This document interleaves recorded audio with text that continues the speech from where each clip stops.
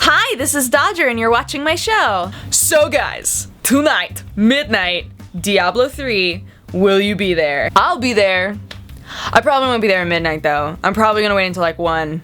I'll let the servers just chill out. I'm curious though, they've changed a lot apparently. It's gonna be interesting. It's gonna be interesting night. So first piece of news is a small thing, but the game NEWZ, I don't know how many of you have played this game. It's been in development forever, but it's finally out on Xbox Live Arcade. It came out on the 13th of April, and it's great. It's like 2D and 3D all in one. You're like platforming, doing these puzzles, but you can rotate the world, so that's the 3D element of it. Anyway, so the NEWZ soundtrack is now available for purchase for $7, or you can stream the whole thing for free. You just obviously, you won't have the files to do with as you wish, but you can stream it on your computer absolutely free. It's 26 tracks, so it's a pretty substantial amount of music, and let's be honest, if you've played the game, it's probably been stuck in your head since you played it, so we might as well. I will link you guys to the stream in the description, and feel free to play that music over top of the rest of this video, because I would be honored. SimCity, which has just been playing with my heart ever since I found out that it even existed, and it's just,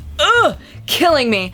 The newest piece of news is just, So all of us knew that the game was going to be multiplayer. Cool.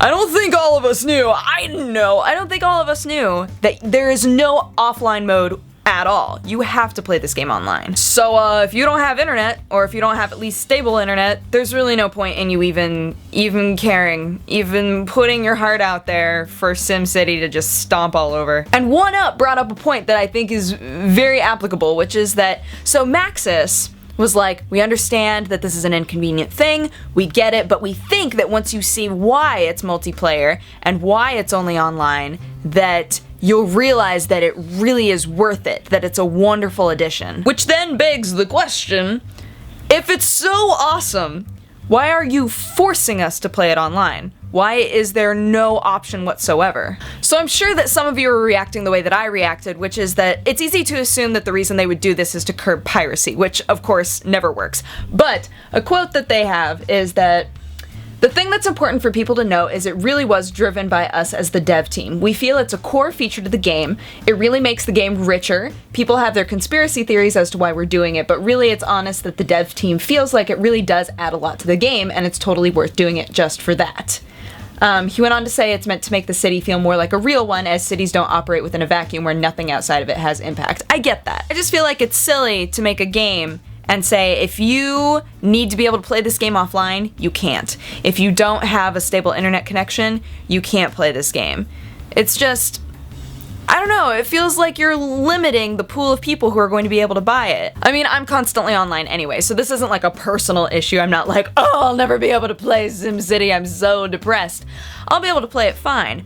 But I know plenty of people who won't, and I think that that's kind of sad, because SimCity is one of those games that a lot of people have been looking forward to playing. As a final bit of news, and I thought that this was really cool, I absolutely love it when research teams come out with something that has to do with video games, because it's always really interesting to read their articles. So, there's a research team in New Zealand that is making a game that helps children and teens understand how to combat depression. Combat depression. Combat depression. One of the reasons that I think this is so cool is because so often what you hear from research teams is, oh, these video games are making our kids super violent and depressed and ruining everything. I know plenty of people who, when they've been really sad or depressed, playing video games has helped them a lot. Like, it's helped them escape just enough that they're able to allow themselves to get more stable. And then once they're able to pull themselves out of it and go back out into the world and experience everything, they feel so much better. So anyway, the immediate reaction to this was, why would you make a game that's meant to fight depression when these kids are just going to get hooked on the game? You know, like WoW, something like that. Why would you make a game that kids are just gonna get hooked on, and then without it, they're still gonna be depressed? So what I think is really cool about this is that that's not what this game is meant to do at all. It's not meant to ease your depression itself. It's meant to help you learn different techniques that you can apply to the rest of your life. It teaches you different problem-solving techniques, different just general CBT techniques, which are cognitive behavioral therapy techniques.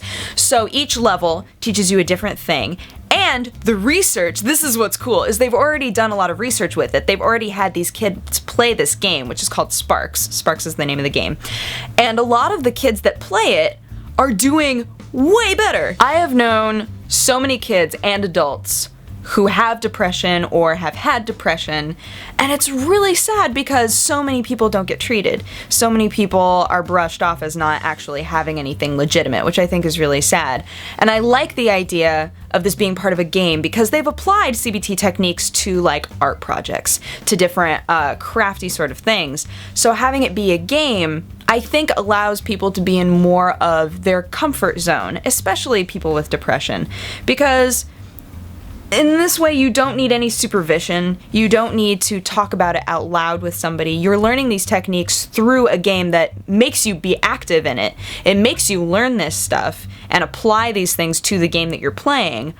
But you don't have to feel like you're being pulled out of your comfort zone. Video games, man. We're making surgeons better. We're fixing people's eyesight. We're maybe combating depression. Doing pretty good, I think. Society. Anywho, that is my show. Thank you so much for watching. If you have a positive or a negative response, feel free to leave it in my comment section. And if you want to have coffee with me, you can click wherever I put the annotation and it'll take you to my other channel. But otherwise, I hope that you guys are going to have an amazing weekend, and I will talk to you again on Monday. And I will do more Dead Space. I think I'm over my fear. I will do more Dead Space and it will be great. Okay, bye-bye. Mwah! Combat depression.